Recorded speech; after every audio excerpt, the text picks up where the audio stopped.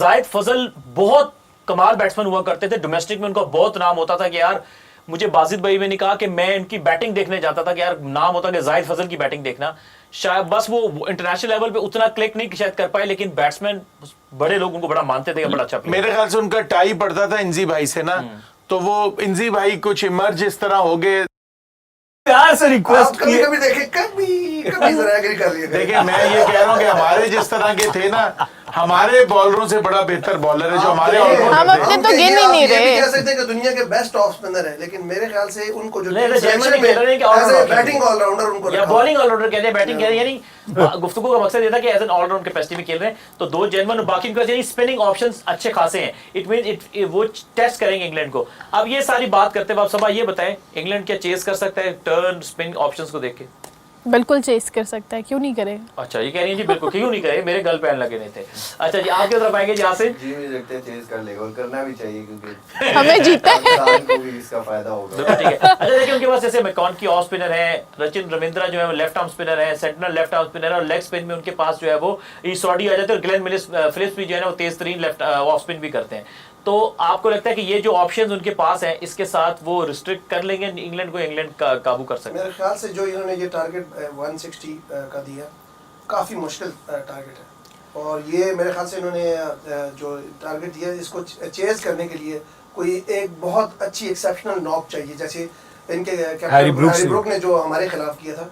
अगर इस तरह की कोई नॉक नहीं आती तो मेरे ख्याल से ओपनिंग से अगर कोई जल्दी आउट ना हो तो तब भी चांस है। अच्छा बहुत मुश्किल है, बहुत मुश्किल है। ये टूर्नामेंट जो है अहमद सलीम साहब, बेंटन ने भी कोई खास नहीं, बटलर भी जो है वो स्ट्रगल कर रहे हैं ओवरऑल। तो आप इनकी जो लाइनअप देखें, फिल सॉल्ट हैं, बटलर हैं, जैकब बेथल हैं, टॉम बेंटन हैं, हैरी ब्रूक हैं, सैम करन हैं, विल जैक्स हैं, डॉसन है, और रेहान अहमद भी बैटिंग करते हैं, और जोफ्रा आर्चर, आदिल राशिद के 7-8 फर्स्ट क्लास 100 भी है। सब चिप इन कर लेते हैं, नहीं ऐसे नहीं है कि वो नूरे नहीं है इनकी बैटिंग में।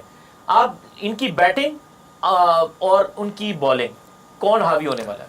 देखिए उनकी बहुत जब इस तरह की विकेट हो तो सेंटिनल बड़े समझदार स्पिनर है। मेरे ख्याल से इनके लिए इंग्लैंड बेशक आगे चला गया, ये मैच इंपॉर्टेंट है उनके लिए तो इतना नहीं है, लेकिन एक वो कहते हैं ना कि आप एक रिदम में होते हैं, वो रिदम ब्रेक नहीं होना चाहिए, मोशन नहीं टूटना चाहिए। अब आप जब हारते हैं, हार के जब पिछला मैच हारने के बाद सेमीफाइनल खेलते हैं तो आपके जहन में कहीं ना कहीं वो होता है कि हम हारे थे।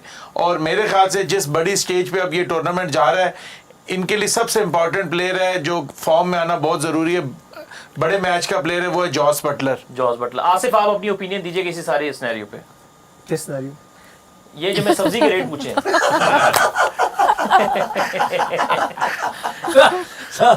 मुझे लगता है कि इंग्लैंड के लिए मुश्किल होगी ये चेस करना।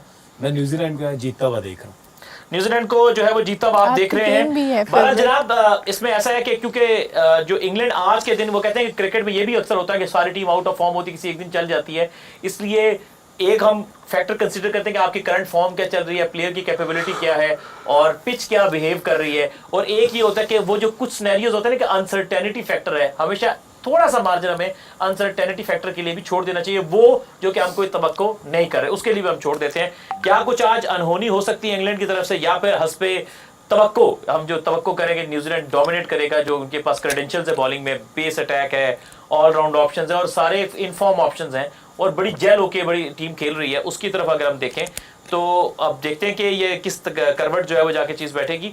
तो अच्छा वो कहते हैं कि एक और बड़ी, मैं कल एक एक्स पे बहस देख रहा था, उसने कहा कि बैटिंग डीप जो होती है ना, अगर वो नेचुरली इत्तफाकन डीप हो जाए कि आपका पूरा बॉलर है, वो पूरे बॉलर होने के साथ बैटिंग में भी थोड़ा कर रहा है, फिर तो ठीक है।